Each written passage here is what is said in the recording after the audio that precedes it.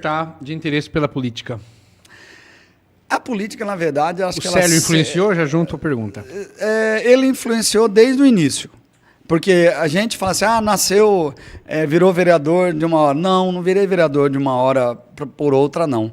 Porque quando eu estudava na Escola Estadual 11 de Março, que é o CEON, onde eu tive o prazer e o privilégio de estudar 11 anos da minha vida. Eu estudei 11 anos na Escola 11 de Março, tá? E lá, nós participávamos de, principalmente o Célio e o Sérgio, dos grêmios estudantis. E eu sempre tive aí nessa briga entre os dois, né? Porque era uma chapa contra outra chapa. Eles eram adversários? Eram adversários. E eles me colocavam na chapa ali para poder pedir os votos. Então foi uma iniciativa já dentro da escola secundarista, que era o propedêutico na época, no CEON, que aconteceu esse despertar. Então eu já participava do Grêmio. Quando eu fui já para o DCE, para a Universidade de Taubaté, também participei já dos grêmios, mas já numa outra logística, né, que era dentro do curso de engenharia, representante dos alunos de engenharia. Quando eu fui para o Sul, lá eu fui presidente do Diretório Central dos Estudantes. Sério? DCE? No DCE. E quantos alunos tinham? Lá eram 13 mil alunos. Você ganhou a eleição? Ganhei a eleição, ganhamos a eleição. Na verdade, eu era vice-presidente. Vai virar um corte. Como é que foi essa eleição? Teve adversário, foi chapa única? Como é que foi? Não, sempre a esquerda e a direita, né? O Rio Grande do Sul sempre teve pautado por essa esquerda e direita. Você era mais o quê? Eu sempre fui direita. Tá? E lá nós pautamos assim, a universidade tinha... nós tínhamos uma chapa, eu era o vice-presidente, tá? Mas eu sempre pautei, independente de direita ou esquerda, eu sempre participo das coisas pensando no bem comum. Mas você era vice-presidente da chapa? Eu era vice-presidente da chapa. Certo. O nosso presidente era o Odinei, que fazia engenharia química. Eu fazia engenharia civil. Aí você foi sucessor dele? Na verdade, o que aconteceu, houve uma greve. Naquele ano, houve uma greve iniciada pelos alunos da FURG. Isso em que ano? Foi 1995. Era Faculdade Federal. Faculdade Federal. Governo Fernando Henrique, então. Governo Fernando Henrique. Aí começou uma guerra, uma eleição entre esquerda e direita, e a nossa chapa, o Odinei, era extrema direita. Aí existe uma diferença. Claro. E ele não concordou porque teve uma assembleia na universidade, na FURG naquele ano, e optou pela greve. Por quê? Porque as pessoas não participam e a assembleia ela é majoritária. A assembleia, o que foi decidido na Assembleia dos Estudantes, numa pauta encaminhada pelo DCE, era pauta única, greve ou não greve. E aí optou pela greve, ou seja, votação pela quantidade, fez a primeira chamada, segunda chamada e terceira chamada, é o que está na Assembleia. Você ainda era vice-presidente nessa época? Eu era vice-presidente. E aí quando a Assembleia decidiu pela greve, o Odinei não aceitou. Aí ele renunciou e falou assim, eu estou saindo, vai assumir você como presidente, porque eu não concordo com isso. Ele era extremista, então. Ele era extremista. E aí o Celso Silva assumiu a presidência do Diretório Central dos Estudantes, e lá eu fiquei 1 ano e meio como presidente. Eram 2 anos. Ele ficou só 6 meses? Ele ficou 6 meses. Aí você não candidatou mais? Não. Aí eu não candidatei porque, na verdade, não. Porque... Estava formando. Eu já estava me formando. Não tinha... Inclusive, o nosso coordenador do curso, que era o Melo, ele chegou para mim, assim, numa reunião, bateu na mesa, falou, você tem que decidir, meu filho. Ou você continua na política, ou você vira engenheiro. Você não tem opção na engenharia civil. Aí eu resolvi me formar. Que legal. Foi essa história verdadeira. E era da hora ser presidente do DCE? Cara, foi uma coisa assim, eu tive a oportunidade de viajar para Montevidéu numa discussão sul-americana. Eu tive a oportunidade de viajar para Brasília, na UNB, inclusive numa reunião nacional, tá, da UNB, a União Nacional dos Estudantes em Brasília, tá? Da UNE, na verdade, desculpe, a UNE, União Nacional dos Estudantes, em Brasília, tá? Você era o único mais à direita? Porque essa turma é mais de esquerda, né? Historicamente. Cara, eu tem coisas que desde aquela época eu não concordava com eles. Eu sempre fui taxativo o seguinte, nós temos tantos problemas no Brasil que a conversa dos caras, inclusive o presidente na época que assumiu a UNE, que ganhou a eleição, foi o Lindenberg Farias. Nossa, Lindbergh. Ele estava lá na reunião. Caras pintadas do Collor. E eu peitei ele na reunião e falei que aquilo que eles estavam defendendo era algo assim, utópico. Ele é deputado hoje, ele foi senador no Rio. Hoje ele é marido da Gleisi Hoffmann, noivo, namorado, não sei. Eu não sei, você sabia? mas eu só sei que na época ele era do PDT, tá? Do Brizola. Ele ajudou a impeachment pro Collor. Mas ele era do Brizola na época, pintadas, do PDT.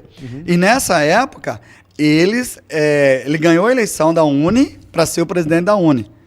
E a discussão desde aquela época que eles ficavam falando lá, as utopias, o embargo dos Estados Unidos comercial contra Cuba. Eu falei, gente, nós estamos perdendo os diretórios centrais, nós estamos perdendo os grêmios estudantis, nós não temos política estudantil, as universidades estão em decadência. Aquela época, eu já tinha uma visão e tenho uma visão até hoje que a educação, ela é o princípio de tudo. E os caras viajando numa leitura completamente surreal que não era brasileira. Deixa eu te mostrar aqui uma foto. Aí, ó. Esse cara que você feitou, ele namora a presidente do PT, ó. Gleisi Hoffmann. Gleisi Hoffmann. Aí depois vocês olham aí. Não, esse foi o cara que eu peitei lá na época em Brasília. E ele? Não, na verdade foi uma discussão assim, meio acalorada lá, gostosa, mas política, né? Política a gente se respeita. Sim. A gente não pode ter na política inimigos, adversários sempre. Então, não pode ter intolerância. Né? Então, mesmo eu e ele não discordando das ações, mas foi um ato político na hora ali, foi muito bom, salutar. Porque acho que isso é o que as pessoas precisam entender, que as pessoas precisam participar. Quando você participa, você tem questionamento para fazer. Eu também acho. Quer um pouco de suco? Não, vou tomar uma água. Tá bom. Qualquer coisa você avisa a gente. Deixa eu te falar uma coisa, a campanha do Celinho, você estava morando em Cáceres? Tava morando em Cáceres. Tá, mas peraí, você forma e vem para Cáceres? Não, eu me formei em eu me formei em 96, em dezembro de 96. Colei grau em fevereiro de 97. Dali eu fui para Brasília. Foi fazer o que lá? Fui para Brasília. Na verdade, eu fui trabalhar não como engenheiro, porque na época havia uma crise. Para quem não conhece, na época a empresa Encol tinha falido no Brasil. E ali as obras, a construção civil no Brasil na época tinha praticamente quase que toda ela num colapso. Encol é empresa de quê? A Encol era a maior empresa de construção civil do Brasil. Como se fosse o Debrecht hoje, tipo isso. Grosso modo falando. Grosso modo, mas ela mexia com edificação. E na época, a maior construtora do Brasil era a Encol e ela faliu. E ela tinha praticamente imóveis em mais de 300 municípios no Brasil, principalmente nas cidades grandes. Com a falência da Encol na época, a construção civil não tinha, estava em colapso, não tinha emprego para lugar nenhum. E aí eu, com meu diploma, com minha carteirinha do CREA, tudo ali, eu não pude arrumar um emprego de engenheiro. Aí, em Brasília? Na época, meu irmão Celinho falou assim, cara, vou te arrumar um emprego em Brasília com o Wellington Fagundes. Nossa, e lá eu fui trabalhar no gabinete do Wellington Fagundes, do qual eu fiquei 2 meses com o Wellington Fagundes. Primeiro mandato dele por ali. Não, era acho que segundo ou terceiro como deputado federal. Ali, Isso em 97. Segundo mandato dele. 97. Aí eu fiquei lá no gabinete dele, tá? Trabalhei por 2 meses no gabinete, arrumei um emprego de engenharia na TH Engenharia em Sobradinho, que é do lado de Brasília. Então, trabalhei no Congresso, depois eu fui para essa empresa de engenharia. Fiquei só 2 meses. O Celinho, ele morava lá? Não, ele morava aqui em Cáceres. Entendi, só conseguiu essa ajuda para você, entendi. E aí você pegou, e por que você volta para Cáceres? Eu voltei para Cáceres no mesmo ano para trabalhar numa outra empresa, na Guizard Júnior, em Cuiabá. Porque eu queria ficar mais próximo, estava há muitos anos já fora de casa. Se somar tudo, dá mais ou menos 8 anos. Você ainda era solteiro? Era solteiro. Aí eu vim em 97 para Cáceres. E aí você foi em Cuiabá primeiro? Aí vim para Cáceres, aí fui para Cuiabá trabalhar. Aí depois que eu saí da Guizard Júnior, que eu vim para Cáceres trabalhar na construtora Pantanal. Aí enquanto eu trabalhava na construtora Pantanal, do qual construiu ali a Polpex 1, Polpex 2, ali atrás do Hospital Regional, todas essas obras foram pela construtora Pantanal, tá? Eu já peguei o final dela na construtora Pantanal. Isso ali em 98 já. Aí foi quando eu conheci a minha digníssima esposa lá. Ela onde que é? Não, na verdade a gente já, quase todo mundo se conhecia, né, Thomas? E aí eu era amigo do Fraldinha, que é o irmão dela. A gente acabou se conhecendo, e aí em 1998 ocorreu aí o primeiro beijo, aquela paixão mesmo. Legal. E nós casamos em 98, dia 11 de dezembro de 98, eu e a Laura nos casamos. Vocês casaram rápido. Foram 10 meses de namoro. Entendi.